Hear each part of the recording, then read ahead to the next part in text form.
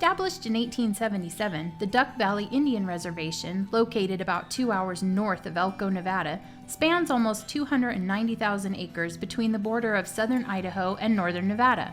Farming and ranching are mainstays for the Shoshone-Paiute tribes, whose membership is over 2,000, with about 1,700 living on the reservation. Included in the total acreage of the reservation is 22,231 acres of wetlands. The Wild Horse Dam and Reservoir were constructed in 1936 for the Duck Valley Irrigation project. A new dam was constructed in 1969, more than doubling the storage capacity of the original dam.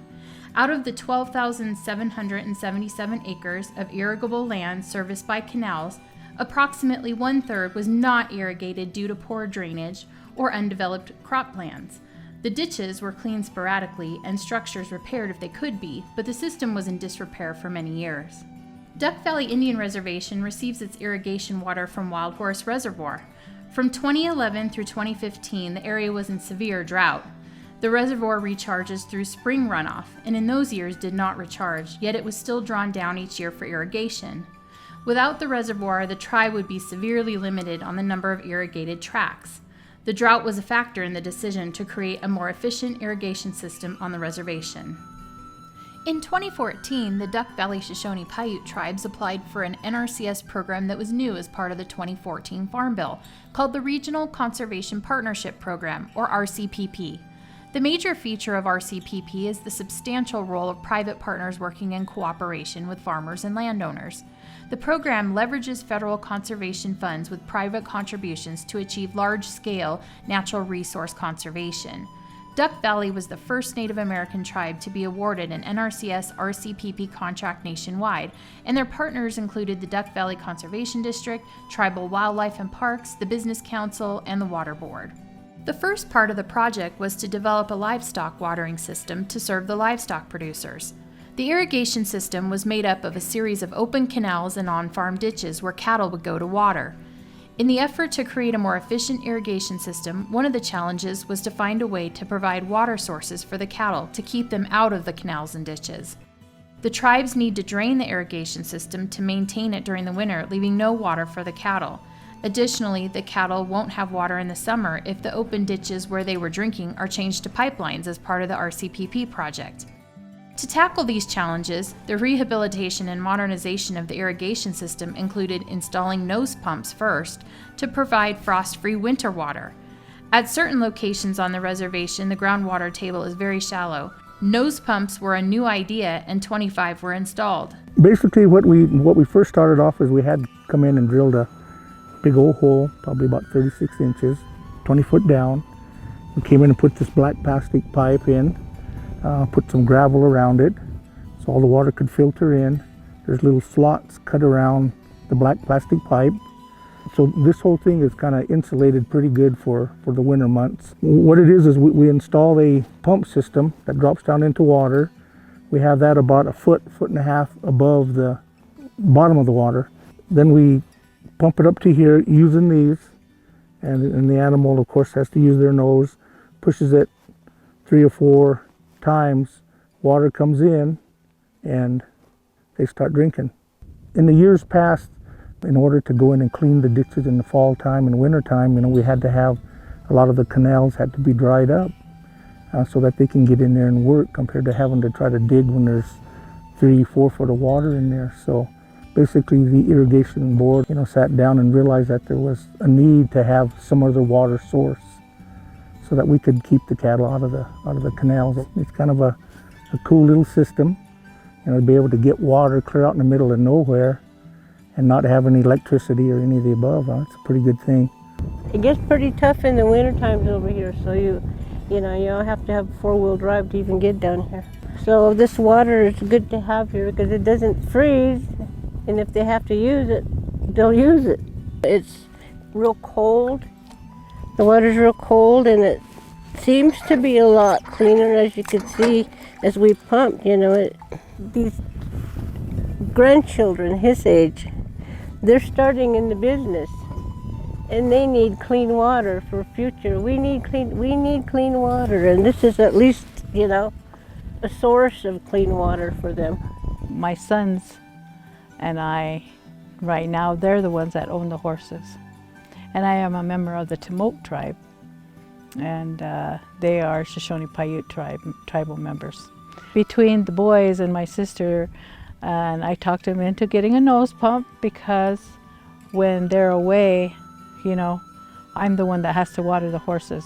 So I figured, you know, this is the best way to water horses, and I won't have to, you know, go out in the dead of winter and put out the hoses, roll them back up. After learning about the nose pumps from Jim Anderson and his wife, and going by to witness Dolly's, you know, how she had hers put in, and I kind of got on board and said, okay, I want one of those because of those reasons. You know, I didn't want to be trudging through the snow because you never know how the weather's going to be. It can get pretty bad. Another solution being added this year are solar livestock watering systems installed in areas where the water table is greater than 25 feet. They will include water wells with solar pumps, troughs, and pipelines. Rehabilitation of the irrigation system paralleled the livestock water development. Okay, what we're looking at behind me is a PVC pipeline, and we got the main line. Well, you can see it behind me, the larger black pipe, and then it converts to PVC, and it goes, I'd say about close to a mile upstream to West Main Canal where it starts. So originally this was an open ditch. The problem with open ditches is they need a lot of maintenance. You got to clean them at least twice a year to get good water flow delivery. And with past irrigation programs, the funding just wasn't there to do ongoing maintenance throughout the year. So the first watering of the year was usually good because the ditches were clean. But then throughout the summer they would be cluttered with vegetation, and water delivery was very low. And so these pipelines, very low maintenance. Once they're in the ground, they're in the ground. They have a lifespan. Hearing at least 60 years, probably longer. Water delivery is always going to be at a constant because there's nothing impeding that flow. It's going to be very beneficial to this whole valley. Our irrigation project is approximately 12,000 acres and 40-acre land tracts. Our thoughts are to put pipelines into every existing tribal delivery ditch coming off of the canal systems. And once that's in place, individuals within their own land tracts can apply through EQIP to put the pipelines branching off of the main lines. And water delivery is really critical, especially when you grow alfalfa, because a person can get up to 3 cuttings of alfalfa here in the valley, even though we have a real short window, somewhere in the neighborhood of 90 days growing season. But you can still get 3 cuttings if you time it right and you have good water delivery. And with these pipelines, I see that happening in the future. You know, it's not only for the generation now, but it's for the future, the children and beyond that. It's going to benefit them years to come. So that's what I see, and that's what I envision. Before I got this pipeline in, it would take me at least 10 days to get my field irrigated. It would come under the road, up into this other track, and into my field. And when it would come into my field, I'd actually have to irrigate uphill. So it would take me at least 10 days, and I would get like 60 to 65% coverage. And I'd only get 1 cutting, and I'd try to get 1 to 3 waterings a year. And even with that, I'd lose a lot of water into the field next to me because of the poor ditch. Where it comes from, it's not efficient. Once I applied for this pipeline, I was kind of skeptical when I saw the design because it was so flat. I'm standing right here at the end of my pipeline. I didn't expect this. I didn't expect this much pressure, this much water. It's amazing how much water is at my fingertips versus what it used to be. It used to take me 5 hours to move water a day, 2.5 hours in the morning, 2.5 hours in the evening to try to move water. Now it's 30 minutes. 30 minutes in the morning, 30 minutes in the evening. And it's such an improvement now that my next year is going to be amazing for hay. This field behind me is Myron Thomas is 80 acres. In the past year, we hooked up the pipeline that ran through here that services this field, and where it took 3 days to get water to him, it now takes 7 minutes. As you can see in the back, this is his 4th growth for this year. This has never been done before. To get 4 cuttings at this altitude and with the weather conditions we have, it's made a big difference in how people irrigate. With an extra cutting, there's more dollars in their pocket to continue their farming and cattle operation. Several of the main diversion structures are now automated, allowing water delivery to be controlled from a computer. The installation of the pipelines will allow the water to be delivered in a timelier manner and reduce water loss through evaporation and seepage. The goal of the RCPP project is to take the current 12,600 acres that's under production and increase that to over 21,000 acres.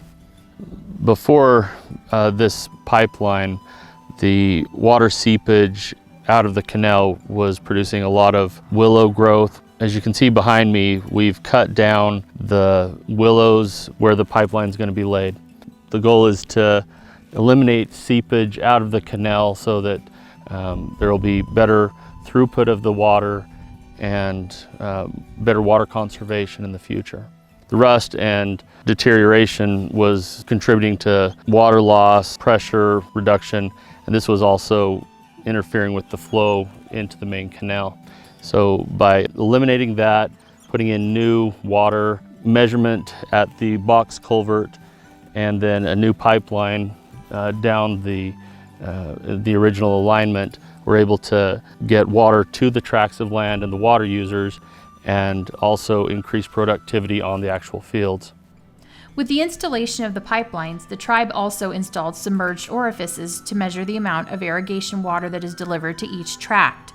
Historically, it's been very difficult to measure water throughout the reservation. The historical method of delivering water was very touch and feel based on what felt right to the operators. This is irrigation best practices going forward into the future. It's a very cost-effective method of controlling water very accurately and precisely. It's a really great solution to make sure that the end user is getting their water rights. And it requires very little interaction between our ditch riders and our operators and the control of the water. And so, we can know when the users are getting their water right, and with very little interaction, our staff can increase or decrease the amount of water. My name is Ted Howard, and I'm the tribal chairman for the Shoshone-Paiute tribes. What we're looking at here is some acreage that we have being serviced by pipeline now. We have just under 300 acres that are being serviced by this pipeline.